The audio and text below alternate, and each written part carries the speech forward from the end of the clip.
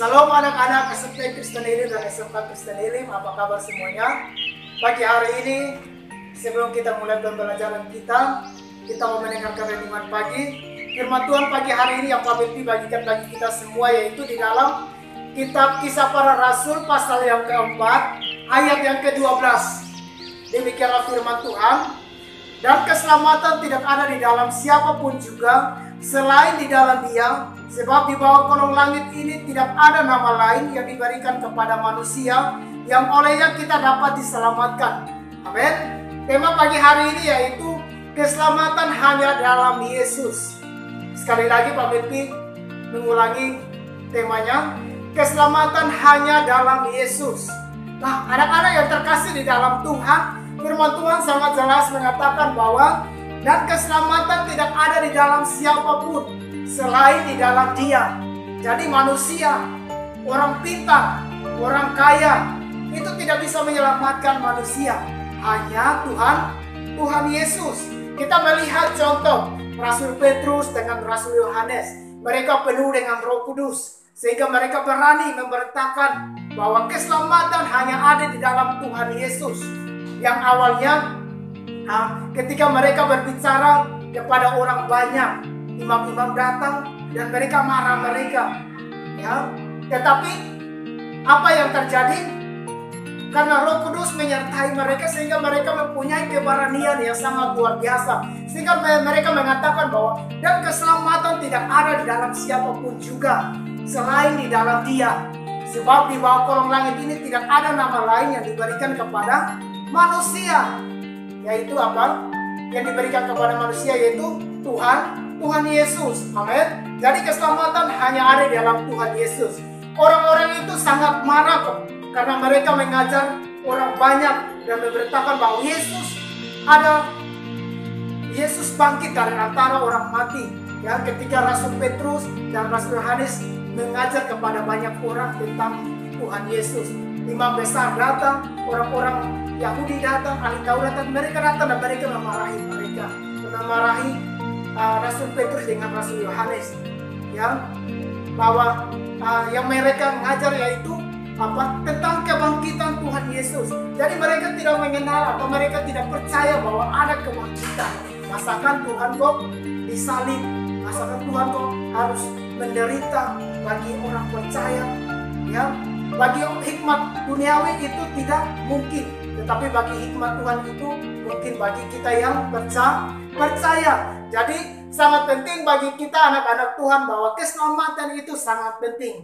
Amin.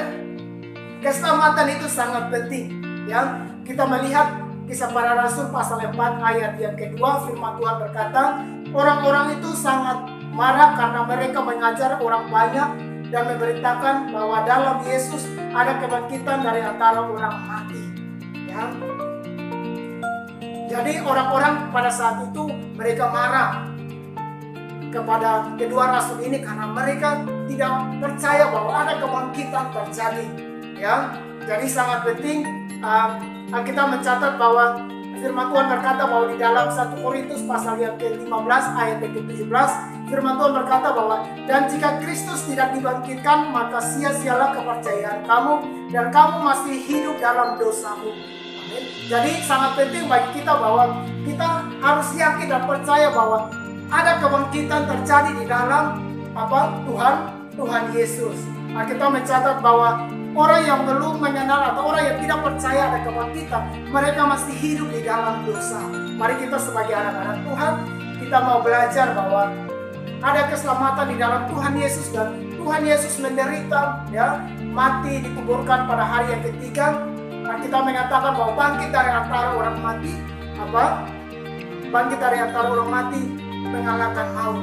Itu adalah pengharapan iman yang harus kita miliki di dalam setiap kehidupan kita. Amin. Pemirsa kasih contoh di dalam kitab Matius pasal yang kitab Matius pasal 28 ayat 11 sampai dengan 15, ya. Kenapa orang-orang Yahudi tidak percaya kebangkitan Tuhan Yesus? Ya, Alkitab mencatat bahwa mereka disogok atau mereka dibayar, supaya artinya bahasa sehari-harinya itu untuk tutup mulut mereka. Artinya mereka tidak memberitahukan bahwa Yesus itu bangkit. Alkitab berkata, firman Tuhan berkata bahwa Matius pasal 28 ayat 11 sampai 15, firman Tuhan mengatakan bahwa ketika mereka di tengah jalan, datanglah beberapa orang dari penjaga itu ke kota dan memberitahukan segala yang terjadi itu kepada imam-imam kepala. Dan sesudah berunding dengan tua-tua, mereka mengambil keputusan lalu memberikan sejumlah besar uang kepada saudara-saudara itu dan berkata, kamu harus mengatakan bahwa murid-muridnya datang malam-malam dan mencarinya ketika kamu sedang tidur. Dan apabila hal ini kedengaran oleh wali negeri, kami akan berbicara dengan dia sehingga kamu tidak beroleh kesulitan apa-apa. Mereka menerima uang itu dan berbuat seperti yang dipesankan kepada mereka. Dan cerita ini tersiar di antara orang Yahudi sampai sekarang ini.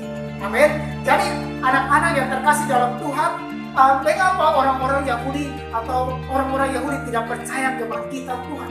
Karena mereka itu disogok atau mereka dibayar. Alkitab mencatat bahwa saudara-saudara itu dibayar supaya mereka jangan menceritakan segala sesuatu yang terjadi pada saat itu, ya.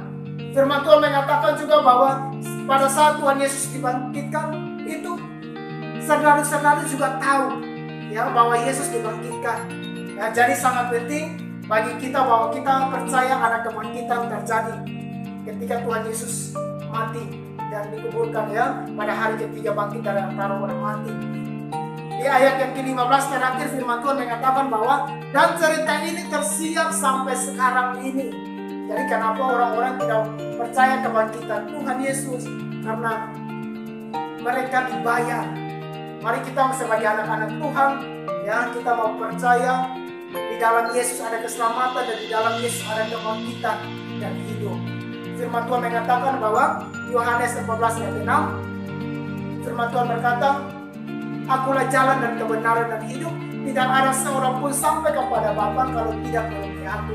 Amin. Jadi mari kita mau belajar keselamatan hanya ada di dalam Tuhan Yesus. Tuhan Yesus memberkati. Salam.